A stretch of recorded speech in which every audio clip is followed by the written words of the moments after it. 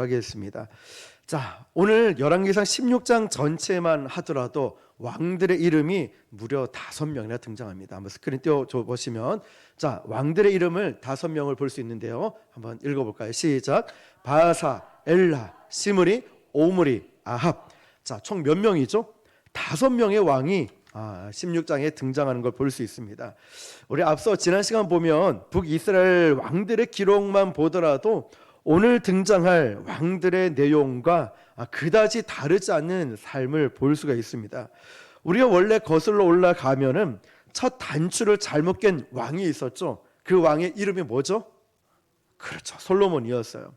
솔로몬이 다윗의 뒤를 이어서 왕이 되었죠. 그런데 솔로몬 때 이미 악의 뿌리가 이렇게 흩어지는 걸 보게 됩니다. 그 결과로 솔로몬의 아들 이름이 르호보암이었죠. 르호보암은 2지파를 맡았고 또 나머지 10지파는 누가 맡았을까요?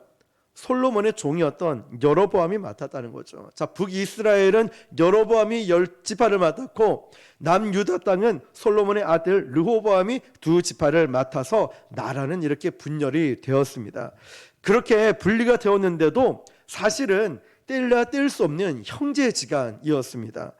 서로 영향을 받지 않는 관계였다는 거죠.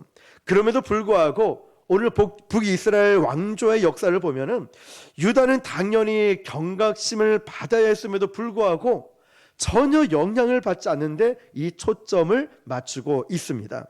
그래서 오늘 유다까지 갈 것도 없이 우리 북이스라엘만 보더라도 오늘 등장하는 이 왕들을 보면은 똑같은 패턴이 하나 있습니다. 뭐냐면 왕이 지고 뜨는 과정에서 죽음의 공식과 방식과 또 정권이 일어서는 이 모든 방식이 어쩜 그렇게 똑같냐라고 말할 정도였죠. 그 근거에는 3가지 단어 키워드가 있는데요. 하나는 배반, 그리고 역모, 암살, 하나 더 덧붙이면은 자살. 이 모든 게 똑같이 이 왕들 통해서 같이 일어나는 걸 보게 됩니다. 그런데 그 한복판에 전부 인간적인 수모 또 우상 숭배가 그 모든 것의 핵심을 자리 잡고 있었다는 겁니다. 방금 말씀드렸던 바와 같이 이런 역사를 보면은 가장 가까이 있으면은 참고하고 또 유다 왕조는 좀 달라야 되지 않을까? 왜 북이스라엘이 망하는 걸 보면 예를 들면 우리 동료들 가운데 아니면 친한 사람이 어떤 일에 해서 이렇게 망하거나 어려움을 겪었으면 너는 그 길로 가지 마. 너는 절대 저런 거에 손대지 마. 이렇게 말할 것 같지 않습니까? 그런데 북이스라엘이 망하는 걸 보면서도 남유다 왕들은 보면서 전혀 하나도 깨닫거나 바꾸거나 고치거나 배운 게 없었다는 거예요. 자, 우리는 수많은 교회들이 힘들고 어려운 과정들을 보면서 많은 걸 보고 깨달아야 되지 않겠습니까? 저는 대학을 졸업하고 교수님과 사업을 했습니다. 벤처를 창업을 해서요, 대학교 안에 창업보육센터라는 곳에 들어갔습니다. 거기서 창업보육센터에서 이렇게 나라에서 교육을 시켜주는데요, 제가 그 교육을 갈 때마다 참 와닿는 게 뭐냐면요, 항상 강조하는 게 3년을 얘기했습니다. 3년 동안 창업보육센터에서 벗어나지 못하면은 여러분의 사업은 기대하지 말라는 거예요. 3년을 기준을 뒀다는 거죠. 그럼 다시 말하면 3년 동안 모든 에너지를 쏟아 부어야 될까 말까 합니다. 이 말이 계속 생각이 나요. 그런데 교회를 개척하니까 그 말이 굉장히 와닿는 거예요. 그래서 3년 동안은 오직 말씀, 오직 기도, 오직 전도, 이 본질에만 집중하고 재정이 어려워도 선교를 끊이지 않고 했고요. 재정이 어려워도 전도와 영혼 살리는 일에는 아낌없이 빚을 내서라도 다 이런 일에 집중을 했다는 거죠. 3년이 지나서 하나님이 저희를 이쪽으로 이전을 해주셨고 또 새로운 일들을 행하고 있지 않습니까? 자, 여러분, 왜냐하면 많은 교회들, 개척 교회들을 보면서 제가 보고 깨달은 바가 있었기 때문에 이렇게 하면 안 되겠구나. 많은 목사님들이 뭐 외부 활동이나 아니면 어떤 자리나 이렇게 전도하지 않는 모습들, 기도하지 않는 모습들, 뭐 여러 가지 등등등. 자, 나름대로의 보고 깨달은 바를 이제 교회를 개척하면서 접목을 시켰다라는 거죠. 그런데 여러분, 이제 지금 남유다를 우리가 보면서 이러면 안 되겠다, 저러면 안 되겠다, 이런 깨달음이 전혀 없었다는 거예요. 결국 이 두 왕조는 역사 끝에 가면 둘 다 망합니다. 시간차를 두고. 그걸 잠언서 기자가 이렇게 기록했어요. 잠언 28장 2절 시작. 나라는 죄가 있으면 주관자가 많아져도 명철과 지식 있는 사람으로 말미암아 장구하게 되느니라. 노란 글씨요. 시작. 죄가 있으면 주관자가 많아져도, 이 말이 뭐냐면요, 왕들이 많이 일어난다는 뜻이에요. 북왕조를 두고 하는 이야기인데요, 우상 숭배에 해가 뜨고 지고 인간의 탐욕이 개입이 되고, 그러니까 하나님의 창조 질서, 이런 생명의 냄새가 나타나지 않는 거예요. 우상 숭배가 만연하니까. 그러니까 지금 이 정권은 썩은 냄새가 떠나지 않는다는 거예요. 혁명이 일어나죠. 반란이 일어나죠. 모반이 일어나고 역모를 일삼고 암살과 심지어는 자살까지, 이런 패턴으로 왕들이 일어났다가 나중에 무너지기도 했다는 것입니다. 자연히 이 잠언서의 기록처럼 주관자가 많이 일어났다는 뜻입니다. 그 죄로 말미암아. 그러니까 좋은 현상이 아니죠. 그러니까 백성들 마음은 어떤 생각이 들겠습니까? 마음 한켠에는 이제는 이 왕들을 더 이상 기대할 수 없구나. 이 왕들은 믿을 만하지 못하구나. 그러니까 백성들 마음속에는 점점점 갈급함과 목마름이 일어납니다. 번번이 일어난 피바람, 이런 살인, 이런 정권 교체 속에 나라가 평안했겠습니까? 당연히 평안할 리가 없었겠죠. 점점 백성들의 마음은 피폐해지기 시작해요. 황폐해지기 시작합니다. 그러니까 백성들 마음 한켠에는 기대와 열망, 목마름이 있을 수밖에 없어요. 예를 들면 우리가 교회 와서 예배를 드리고 기도하면 목마른 갈증이 채워져야 되는데, 이게 채워지지 않으면 어떻게 됩니까? 다른 걸로 막 채우려고 해요. 그나마 믿음 좋은 분들은 유튜브 영상을 듣거나 그렇게 채우려고 애를 씁니다. 어떤 방법으로든 말이죠. 마찬가지로 이 남유다 백성들은, 왕들은 이 왕들의 모습을 보고서 목마름과 기대, 열망들이 이제 생기는 거죠. 어떤 열망이 생겼냐면, 진정한 평화의 왕이 어디 있을까? 저 왕들 하는 꼬라지 보니까 이 왕도 곧 죽겠네, 암살당하겠네, 망하겠네. 또 다른 왕이 세워졌어요. 또 이렇게 역모가 일어나거나 반란이 일어나거나 쿠데타가 일어나는 거 보니까 또 저 왕도 끝나겠네. 이제는 이 백성들이 믿을 만한 왕이 없다는 거야. 그러면서 참된 평화의 왕은 도대체 어디 있을까? 참된 평화의 왕은 언제 나타날까? 이게 이런 마음으로 모아진다는 거죠. 다시 말하면 예수 그리스도의 대망, 예수님의 오심을 이 사모하는 마음으로 일어나게 되었다는 것입니다. 자, 여기에 열왕기에 신학적 평가가 이렇게 담겨져 있습니다. 그러니까 열왕기의 역사는 희망의 역사가 아닙니다. 결국 다 절망적인 이런 역사가 열왕기에 기록되어 있습니다. 열왕기 10명의 왕이 아니라고 했죠. 나열하다의 열자라고 했습니다. 북쪽에 20명, 남쪽에 20명. 자, 이런 식으로 다 절망의 역사가 열왕기에 기록되어 있습니다. 자, 그래서 피폐해져가는 이 백성들 마음속에는 참된 왕이 어디 있을까? 진정한 위로와 안식을 주는 왕이 어디에 있을까? 그런 왕은 없을까? 기대와 갈증으로 목마름의 역사들이 차곡차곡 쌓이다가 기다림으로 갔습니다. 그래서 저 역사 끝머리에 보면 갈라디아 4장 4절에 보니까요, 때가 참에 하나님이 자기 아들을 이 땅에 보내시는 역사가 일어납니다. 여러분, 이런 거 보면은 우리도 이걸 역사적 문제로만 볼 것이 아니라 열왕기에 나타나는 그 말씀으로만 단지 인식하는 것이 아니라 개인적인 차원으로도 볼 필요가 있습니다. 우리 개인의 인생 속에서 걸려서 넘어지고 쓰러지고 또 어떤 어려움이 있고 수많은 사건과 사고들, 전부 이런 거 부딪힐 때마다 우리 인간은 세 가지 공식을 늘 생각을 합니다. 한번 띄워줘 보십시오. 첫 번째 뭐냐면, 읽어볼까요? 시작. 이게 나한테 손해일까 이익일까? 두 번째, 저 사람이 내 편일까 적일까? 세 번째, 이 문제가 언제쯤 해결될까? 해결될 수 있을까? 자, 보통은 이 세 가지 프레임에 다 걸린다는 거죠. 그래서 우리의 본질적인 인생을 향하신 하나님께로 향한 이 시선을 놓치게 됩니다. 하나님은 여기에 관심이 없거든요. 그런 일에 우리는 부딪혀서 전전긍긍하면서 어떻게 하면 해결할 수 있을까? 해결 문제점에 자꾸 초점을 맞춰요. 아픈 거, 돈 없는 거, 물질 어려운 거, 인간관계에 자꾸만 여기에, 그러면서 나한테 손해일까 이익일까, 저 사람은 내 편일까 적일까, 이 문제는 언제쯤 해결될까, 해결 안 되는 거 아니야? 여기에 모든 걸 걸고 있어요. 그러나 하나님은 거기에 관심 있는 게 아니에요. 이런 문제를 통해서 하나님이, 여러분이 겪고 있는 고난과 어려움을 통해서 하나님이 원하시는 게 무엇일까요? 오늘 말씀 제목처럼 우리를 계속 십자가 앞으로 밀어붙이는 거예요. 예수님밖에 없구나. 믿을 사람은 이 목사도 아니고 다른 사람도 아니 하나님밖에 없구나. 예수님밖에 없다는 것으로 십자가 앞으로 우리를 계속 밀어붙이는 거예요. 그러면서 하나님의 긍휼과 하나님의 자비하심을 구하는 그 자리로 가게 만들어요. 아무리 내가 고집이 세도요, 아무리 내 고집을 꺾을 수 있는 사람은 이 세상에 없을 거야 라고 말을 해도요, 하나님은 결국에는 사랑하는 자를 이끌어 가셔요. 성령이 우리를 이끌어 가시죠. 때려서라도 푸른 초장 실만한 물가로 주의 막대기와 지팡이가 나를 안위하신다고 했잖아요. 나를 이끌어 가시는 거예요. 하나님이 사랑하니까 고난을 줘서라도, 아픔을 줘서라도 이끌어 가시는 거예요. 오늘 전도하면서 어떤 분식집에 지난번 한번 말씀을 드렸던 것 같은데요, 9년 만에 암이 재발할 조짐이 보이는 거예요.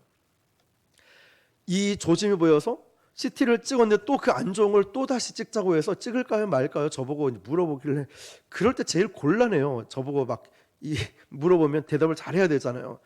잘했죠. 기도해 보겠다고 기도해 드렸는데 얼굴이 파랗게 질려 있고 웃음기가 하나도 없어요. 그런데 계속 기도하고 또 하나님께서 주신 말씀이 있으면 문자로 말씀 메시지 새벽에 이렇게 보내드리고, 또 스케줄을 다 기록을 했겠죠. 이제 세계로 병원에 언제 갑니다, 언제 결과 나옵니다. 그런데 오늘 가니까 얼굴에 확 펴져 있는 거예요. 목사님 기도해 주셔서 감사해요. 제가 암 재발한 게 아니라 염증이 있어서 이렇게 드러났대요. 그러면서 얼마나 감사한 표정을 짓는지 우리 교회 헌금도 하고 우리 성도들 나눠 먹으라고 음료수까지 이렇게 챙겨주시는 거예요. 그런데 여러분, 이때 이분은 정말 절망적인 고난이었어요. 가게 문도 닫을 정도로.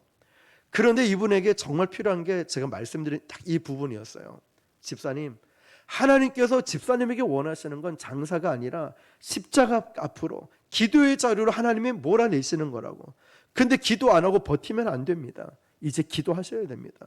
네, 목사님, 이제는 제가 기도에 더 힘쓰겠습니다 말씀드려요. 자, 하나님은 이렇게 우리를 계속 기도할 수밖에 없는, 그래서 제가 그랬어요. 집사님, 그거 아니면 집사님 기도 안 했을걸요. 막 웃으시는 거예요. 맞다고 목사님, 저는 제 건강 이거 다른 건 다 견딜 수 있는데 제가 암에 대한 이 상처와 아픔이 너무 크다 보니까 이거 아니면 저는 아마 기도 안 했을 것 같아요. 그럼 막 웃으시면서 목사님, 이제는 기도 열심히 하겠습니다. 이제야 깨닫고 이제야 제 고집이 꺾였습니다 하는 거죠. 자, 여러분, 하나님께서는 저도 그렇고 우리 모두도 그거 아니면 안 돼요. 계속 십자가 앞으로 밀어붙이는 거예요. 하나님의 자비하심과 하나님의 긍휼하심을 구할 수 있도록 우리를 몰아세우시는 거예요. 여러분, 요셉을 기억해 보십시오. 요셉은 자기 인생의 뜻을 몰랐죠. 왜 자꾸 이런 억울한 일이 생길까? 형들에게 미움을 받고 종으로 팔려가고 억울한 누명을 쓰고, 그런데 가나안 땅에 극심한 기근으로 인해서 이제 형들이 곡식을 가지러 애굽 땅에 왔을 때 형들과 요셉이 만나게 되지 않습니까? 요셉인 줄 모르고 머리를 조아리고 있다가 나중에는 요셉인 걸 알고 그 관계가 회복되었을 때, 이건 뭐지? 어떻게 이런 일이 일어났을까? 하나님의 전체 내 인생을 주관하시는 그 하나님의 전체 그림을 보니까 박수를 치는 거야. 하나님이 하시는 일이 이렇구나. 역시 하나님밖에 없어. 하나님께서 일을 행하셨구나. 그 모든 과정을 통해서 조각 이 퍼즐이 하나로 딱 모아지면서 나를 이것 때문에 형들보다 앞서 이곳에 보내셨습니다. 믿음으로 고백하지 않습니까? 조각 퍼즐들이 그제서야 하나의 그림으로 완성이 됐다는 거예요. 우리에게 있는 고난들, 아픔들, 핍박들, 어려운 모든 것들에 이 조각들이 있는데 성령으로 하나 되게 만들고 하나님의 전체 그림을 보니까 이를 위해서 나를 준비시키셨구나. 이것을 위해서 나를 어려움을 겪게 하셨구나. 큰 그림 안에 하나님을 찬양하게 되었다는 거죠. 제일 먼저 무너졌던 게 뭐였을까요? 원수와 이 아군의 이 담이 무너졌습니다. 다시 말하면 저 형제를, 저 자매를, 저 집사님들을 용서하고 품을 수 있는 막힌 담이 무너지게 되었다는 거죠. 여러분 여기서 기억해야 될 것은 요셉이 형들을 용서했을 때 휴머니즘으로, 인간적 마음으로, 좋은 마음으로 용서한 게 아니었습니다. 어떤 차원의 용서였냐면 하나님의 섭리 차원의 용서였다는 거예요. 그래서 우리는 용서는 내 힘으로 할 수 없다라고 하잖아요. 하나님이 주신 이 마음이 있으니까 긍휼히 여기는 마음으로 품고 용서를 하는 거지, 인간적 생각으로 저 인간은 절대 용서 못합니다. 휴머니즘이 아니에요. 하나님이 주시는 이 마음 때문에 내가 저 사람도 품고 이 사람도 품고 어떤 상황도 품을 수 있다는 거예요. 바로 요셉은 여기에 눈이 떠진 거예요. 하나님의 섭리, 하나님의 큰 그림을 보니까 이제는 다 용서가 되었다는 그걸 말하고 있는 거예요. 그러면서 하나님이 하신 일이구나, 하나님이 하셨습니다. 우리에게 부딪히는 수많은 많고 많은 일들 가운데 결국 나에게 유익이 뭘까? 나에게 복이 될까? 이거 저주일까? 이 공식이 아니라는 거예요. 이걸 내 인생에 대입하지 말라는 거예요. 이게 맞을까 틀릴까, 유익일까 아니면 손해일까, 내 편일까 적일까, 문제가 해결될까 말까, 여기에 대입을 하는 것이 아니라 우리는 하나님 편에 서서, 하나님 왜 저에게 이런 일이 있습니까? 오늘 말씀처럼 나를 십자가로 가까이, 나를 기도의 자리로, 하나님의 긍휼하심과 자비하심을 구할 수밖에 없는 그 자리로 나를 이끌어 가시기 위해서 이런 환경을 만들어 놓으셨구나.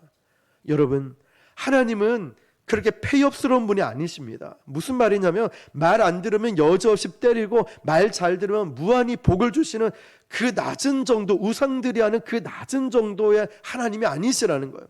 하나님은 우리가 무슨 일을 할 때 우리가 정말 완벽하게 준비해 놨다 할지라도 그 결과가 그렇게 나오지 않을 때가 있어요.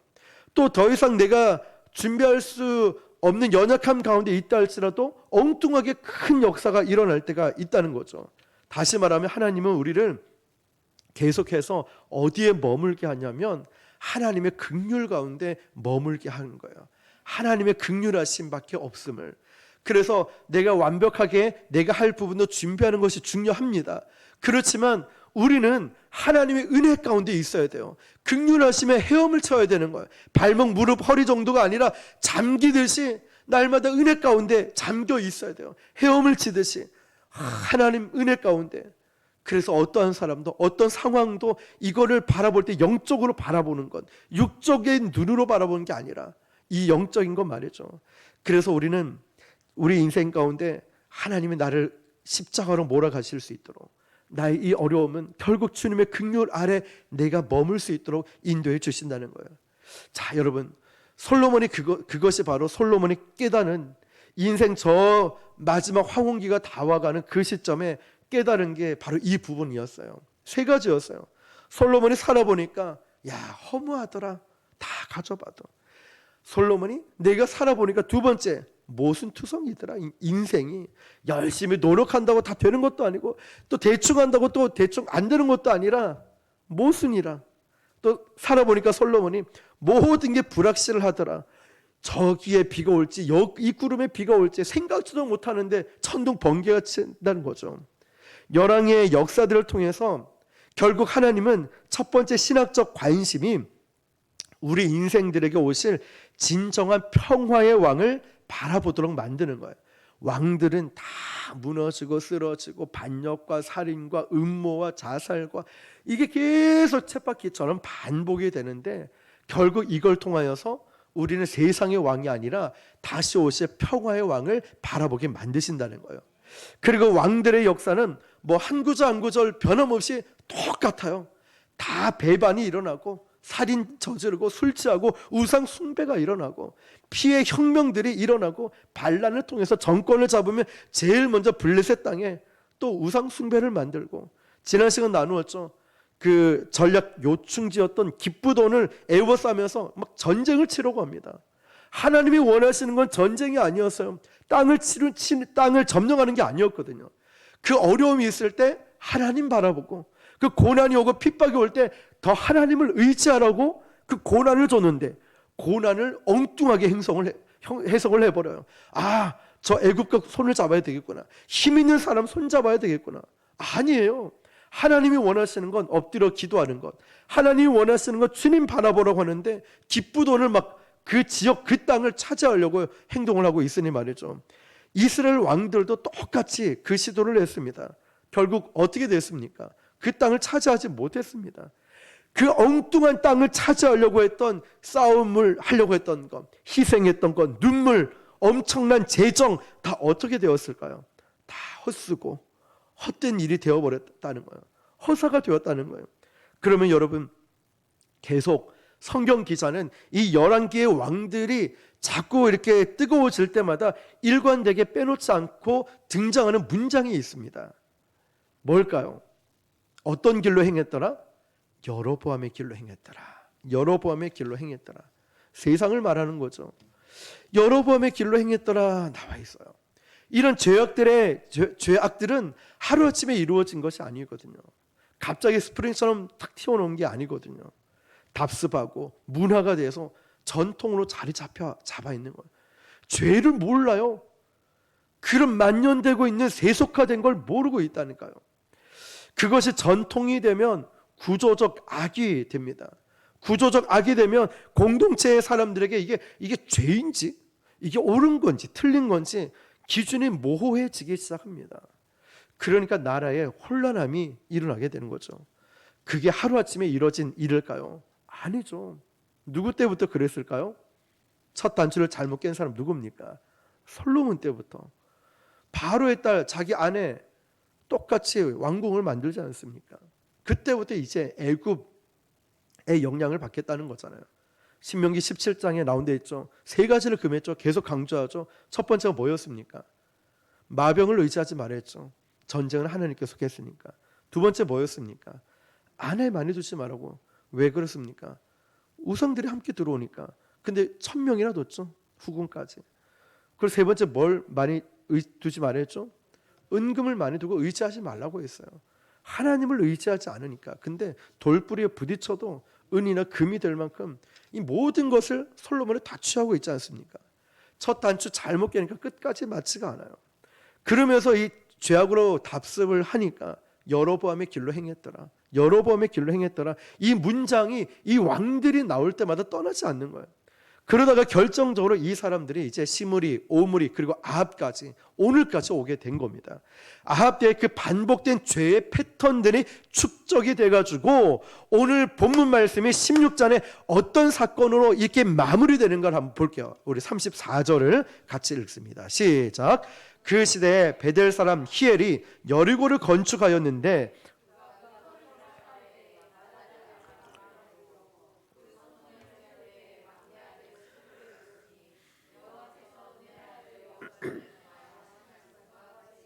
아멘. 자, 지금 여로보암의 길로 행했더라.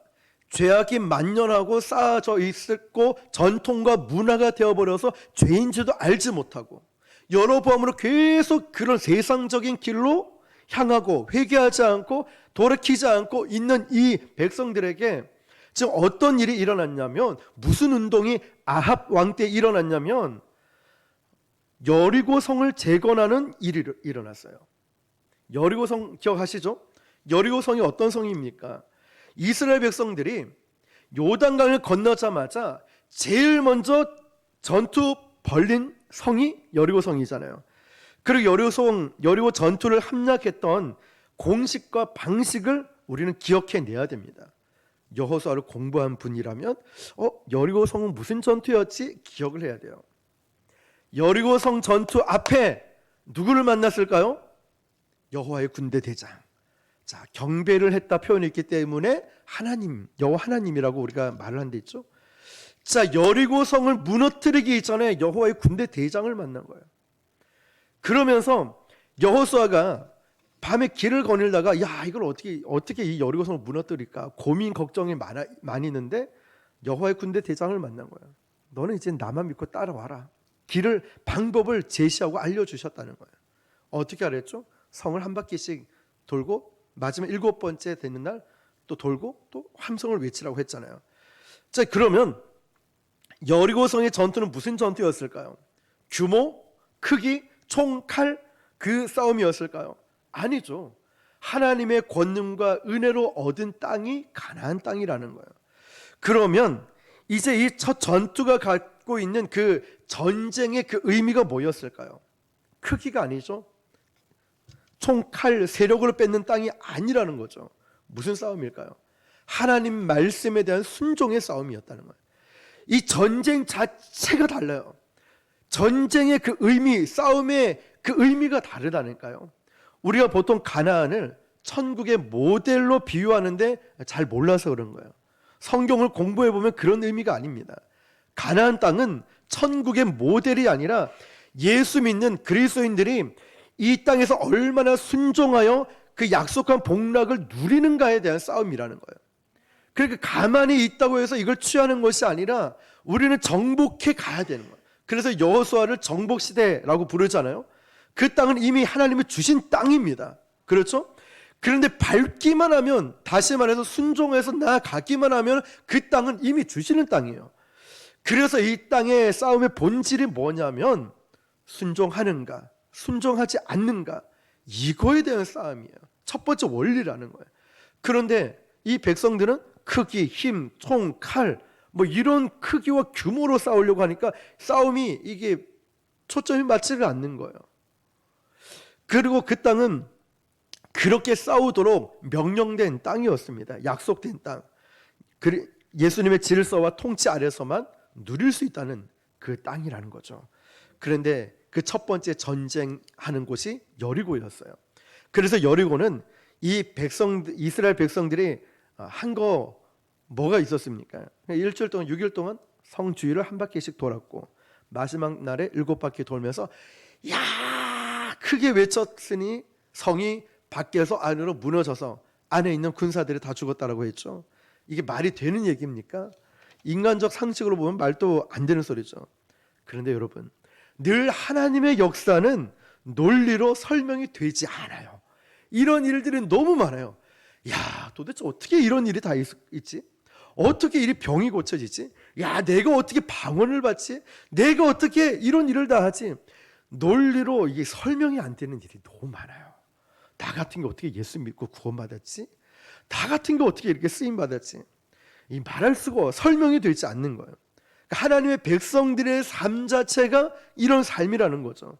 그런데 그때 그 성을 함락받고 나서 여호수아가 하나님의 계시를 통해 주신 말씀이 있어요. 여호수아 6장 26절 같이요. 시작. 여호수아가 그때 맹세하게 하여 이르되 누구든지 일어나서 이 여리고 성을 건축하는 자는 여호와 앞에서 저주를 받을 것이라. 그 기초를 쌓을 때에 그의 맏아들을 잃을 것이요 그 문을 세울 때에 그의 막내 아들을 잃으리라 하였더라. 자, 여러분, 한 번만 더 우리가 놓치지 말아야 될 문장이 있어요. 자, 한 번만 더 읽어볼게요. 시작. 여호수아가 그때 맹세하게 하여 이르되 누구든지 일어나서 이 여리고 성을 건축하는 자는 여호와 앞에서 저주를 받을 것이라. 그 기초를 쌓을 때에 그 맏아들을 잃을 것이요 그 문을 세울 때에 그 막내 아들을 잃으리라. 아멘. 자, 여러분, 이게 가나안 전쟁 초기에 전쟁할 때, 첫 전쟁할 때 하나님이 이렇게 계시를 하셨어요. 쉽게 말하면 예언을 하셨다는 거죠.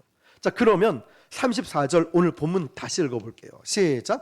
그 시대에 베델 사람 히엘이 여리고를 건축하였는데 그가 그 터를 쌓을 때 기초 맏아들 아비람을 잃었고 그 성문을 세울 때에 막내 아들 수급을 잃었으니 여호와께서 눈의 아들 여호수아를 통해 하신 말씀과 같이 되었더라. 아멘. 그 시대는 지금 우리 본문에 나오는 아합을 의미하고 있는 거예요. 여리고를 건축하였다? 아까 우리 여호수아 말씀 6장 26절은 뭐라고 했죠? 여리고성을 지으라고 했습니까? 짓지 말라고 했어요? 짓지 말라고 했죠. 근데 짓고 있다니까요. 우선 여리고 건축이 갖는 의미를 우리가 좀 이해를 해야 되는데요. 이 사람들은 왜 갑자기 여리고성을 지으려고 했을까? 우리가 이 배경을 좀 알 필요가 있어요. 그러면 조금 쉽게 이해가 돼요. 배경을 말씀드리면 가나안 땅에 찬란했던 종교 르네상스를 막 다시 일으키자. 종교적으로 막 다시 한번 이렇게 세워보자. 이런 운동이 일어났어요.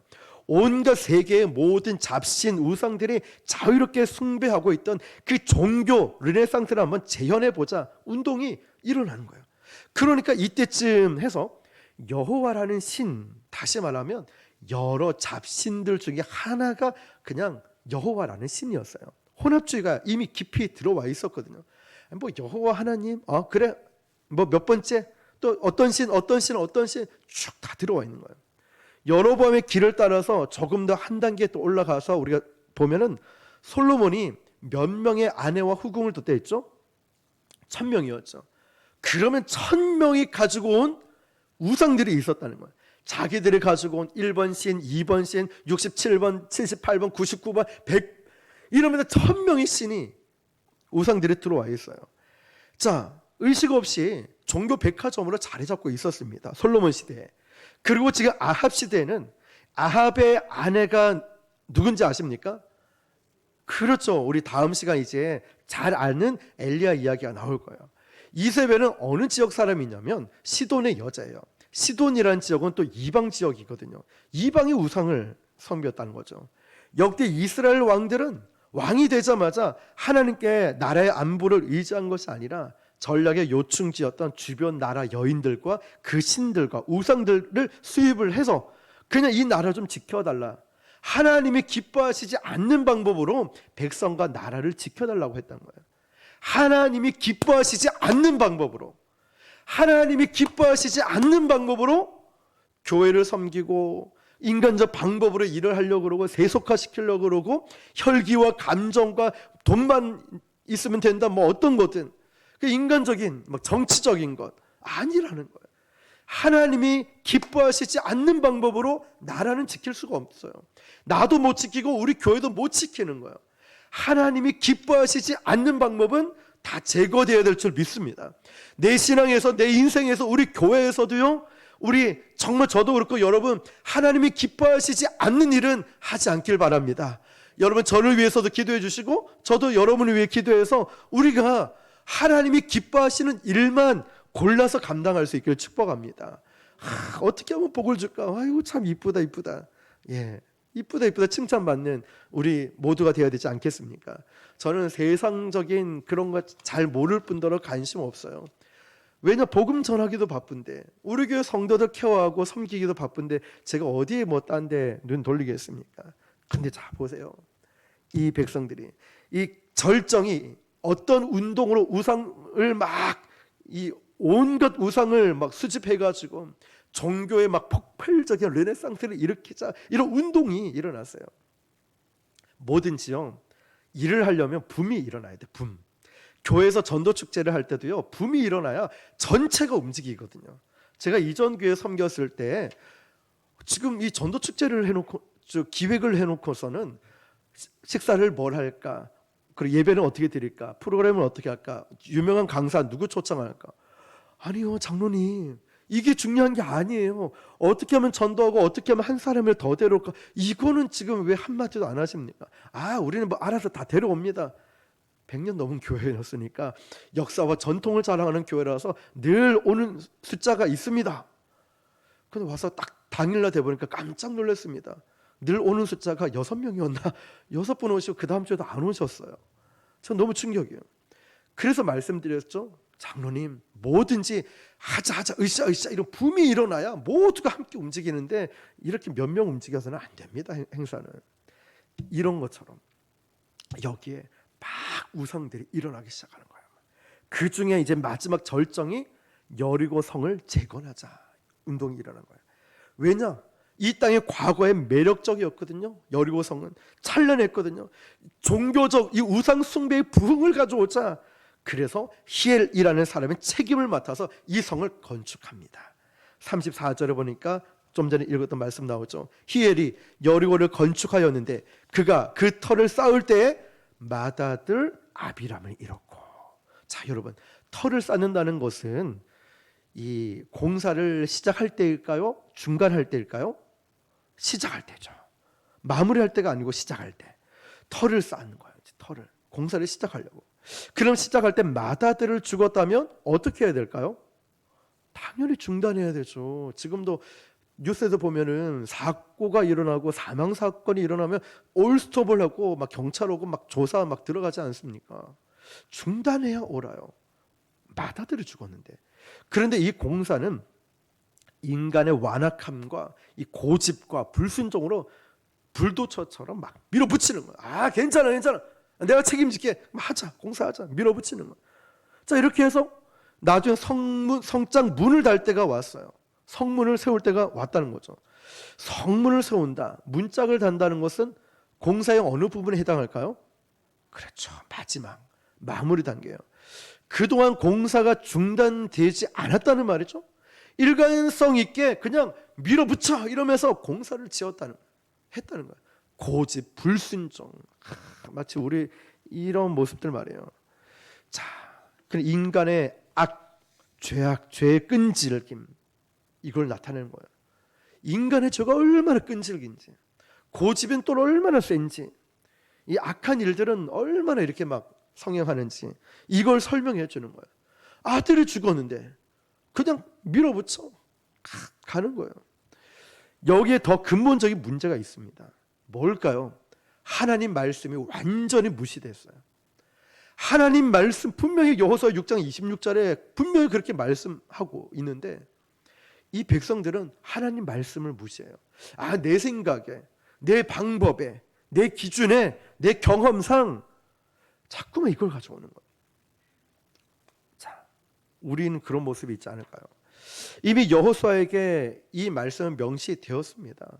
이 백성들까지. 그러나 하나님은 이 시대의 왕 대접을 받지 못했던 시대였어요. 하나님이 주인으로 인정받지 못했던 시대였다는 거죠. 그래서 결국에 성이 완공되고 문짝을 달 때까지 추진되고 완성됩니다. 그런데 어떤 일이 일어날까요?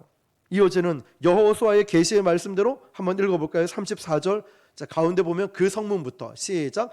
그 성문을 세울 때에 막내 아들 수급을 이뤘으니 여호와께서 눈의 아들 여호수아를 통하여 하신 말씀과 같이 되었더라. 아멘.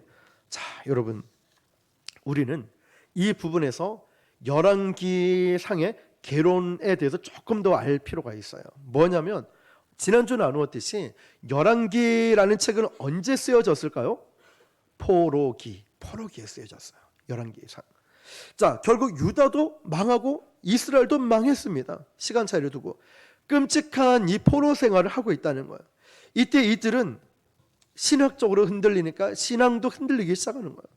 어떻게 고대 전쟁은 나라와 나라의 이 간의 전쟁이 아니라고 했죠? 어떤 전쟁이랬죠? 그 나라의 신과 이 나라의 신과의 전쟁이라고 했어요. 그러면 이 나라가 이기면 이 신이 이긴 거예요. 이 신이 진 거고. 그런데 이게 지금 포로로 끌려와 있으니까 우리 신이 졌어요. 우리 신이 뭐였어요? 이들이 믿는 신이 뭐였죠? 여호와 하나님이었어요. 하나님이 졌다고 생각하는 거예요. 아이고, 전능하신 하나님, 웃기지 마. 하나님이 어디 계셔? 계시다면 어떻게 이렇게 피눈물 나는 역사, 이렇게 우리를 풀무불에 던질 수 있냐? 왜 이렇게 우리가 힘들고 고난이 있냐? 하나님은 안 계셔. 한 거예요. 이들이 흔들리기 시작하는 거예요. 하나님이 계시다면 나에게 어떤 이렇게 질병을, 나에게 이렇게 고난을 주고 억울한 일이 생기냐고. 하나님이 계신데, 자, 이 흔들리는 거예요. 그때 한 선지자의 손으로 붓을 들게 해서 열왕기상을 썼죠. 계시의 말씀을 쓰게 한 거예요. 그러면 언제 쓰여진 열왕기라고 했죠? 포로기. 기억하세요? 포로기. 그러면 첫 번째 독자들, 이 책을 읽는 사람이 누구였을까요? 포로들이죠. 자, 흔들리고 있는 포로들이에요. 북이스라엘 백성들, 남유다의 백성, 포로들이란 거예요. 그러면 이 포로들이, 즉 포로 시대에 포로들이 이 글을 읽고 있어요. 어떤 마음으로 읽었을까요? 피눈물 나는 마음으로. 말씀이 그대로 이루어졌네. 여호수아를 통해 하나님 말씀하신 그대로 이루어졌네. 그 말씀이 이루어졌는데 왜 내가 하나님 무시했을까? 왜 내가 하나님께서 나에게 기도를 통해, 말씀을 통해, 때론 찬양을 통해, 예배를 통해 말씀을 해주셨는데 왜 내가 그걸 잊어버렸을까? 왜 내가 그 말씀 무시했을까? 왜 내가 귓등으로 듣고 웃어 넘겼을까? 이 백성들이 하나님 살아계시는구나, 하나님은 살아계시는구나, 이걸 느꼈다는 거예요. 우리는 얼마나, 아이고 하나님 어떻게 저한테 그런 일이 있을까요? 내가 너에게 복을 준다 해도, 너 자녀를, 너 결혼, 너 직장, 너 앞길, 아이고 하나님 그런 건 없을 거예요. 내 기준에서 늘 하나님을 제한시켜 버려요. 내 기준에서 늘 그냥 포기해 버려요. 근데 마침 만약에 그런 일이 딱 벌어졌을 때 어떻게 하겠습니까? 하나님 말씀이 이루어지는데 왜 내가 그걸 몰랐을까? 왜 그때 믿음 없이 내가 왜 불평 원망을 했었을까? 자, 여러분, 이 백성이 하나님 말씀이 그대로 이루어지는 것을 똑바로 보게 되는 거예요. 그러면서 바벨론 포로시기에 결국 그들은 제일 먼저 회당을 세워요. 그리고 서기관이라는 직업이 생겨나는 거예요. 쉽게 말하면 서기관들은 말씀을 기록하고 말씀을 가르치는 사람인 거예요. 그리고 황폐한 예루살렘 향한 회복의 열망을 갖기 시작합니다. 70년간의 이 노예 생활이 끝나자 에스라, 느헤미야 이 선지자들 통해서 고향으로 돌아와서 제일 먼저 했던 일이 뭘까요? 그렇죠. 수문학 광장에 와서 하나님 말씀을 듣고 말씀을 통한 부흥 운동이 일어나는 거예요. 왜냐? 말씀 그대로 이루어지니까. 그냥 목사님 설교 잠깐만요. 우리는 하나님 말씀을 더 듣고 싶어요. 하나님 말씀이 그대로 이루어지니까 말씀을 들을 때마다 아멘 아멘 아멘. 그들이 앉아서 들을 수 없어서 말씀을 막 일어서서 듣고 말씀을 듣고 아멘 하면서도 눈물이 쭈쭈쭈 떨어지는 거예요. 이 말씀이 얼마나 갈급했고 얼마나 이 말씀을 듣고 싶었는지, 말씀을 낭독하고 말씀을 들을 때마다 눈물이 주르륵 흐르는 거예요. 아마 다음 시간에 그 말씀을 나누겠지만 이제 고향으로 돌아가서 하루에 6시간씩 어떤 설교를 들은 것도 아니라 그냥 성경을 읽고 성경을 들었어요. 그리고 성경을 들으면서 막 울었다니까요. 내가 얼마나 악한 죄인이었나, 내가 얼마나 불순종했던가. 수문 앞 광장에서 부흥운동이 막 일어나기 시작합니다. 이걸 알기 때문에 우리가 우리 시대에 맞게끔 우리 큐티를 하죠. 말씀 이미지도 보잖아요. 그냥 한 번만 딱 한 구절 읽고 적용할 말씀 읽고, 이게 참 하루 종일 그 말씀이 와 닿아요. 정말 아멘으로 화답을 하는 거예요. 그 속으로만 하지 마시고 그 댓글로도 달면서 아멘으로 화답하는 거예요. 밴드도 올리고 우리 다 같이 나누고 말씀 큐티하고 있잖아요. 결국 이 열왕기상의 왕들의 역사는 첫째, 죄악의 역사였어요. 죄악의. 그 죄악이 계속 반복이 되었습니다.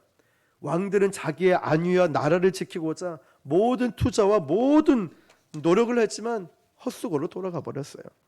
그러면서 백성들 마음속에 차곡차곡 혼란한 이 역사를 겪어내면서 진정한 왕은, 푸른 초장 쉴 만한 물가로 인도하시는 왕은 언제쯤 오시려나.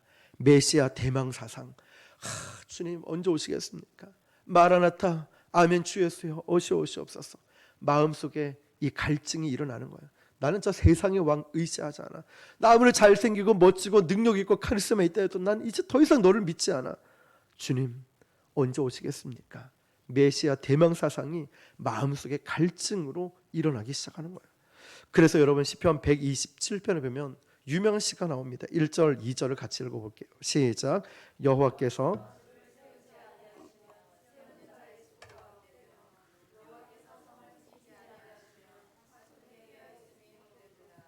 너희가 일찍이 일어나고 늦게 누우며 수고의 떡을 먹음이 헛되도다.